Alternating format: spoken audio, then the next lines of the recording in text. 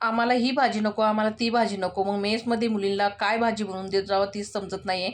आज आहे ना 2 ताटं होते जेवणाचे आणि त्या म्हटल्या, "काकी ना आम्हाला भाजी चपाती नको, काहीतरी वेगळं बनवून द्या." मग कढईमध्ये तेल गरम करून घेतलं, लसूण, अद्रक आणि मिरचीचे तुकडे घातले, परतून घेतलं. नंतर त्यामध्ये पातीचा कांदा आणि साधा कांदा बारीक चिरून घातलेला आहे.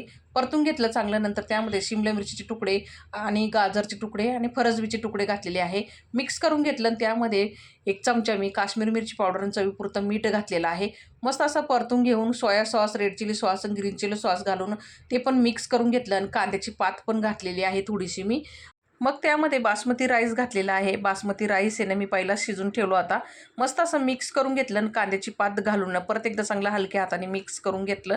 तयार झाला मोकळा सुटसुटीत आणि टेस्टी असा आपला व्हेज फ्राय राईस. नक्की अशा पद्धतीने ट्राय करून बघा. खूप सुंदर होतो आणि झटपट बनतो. तर आज मुली खूप खुश होत्या. त्यांना खूप आवडला. भेटूया पुढच्या व्हिडिओमध्ये. धन्यवाद.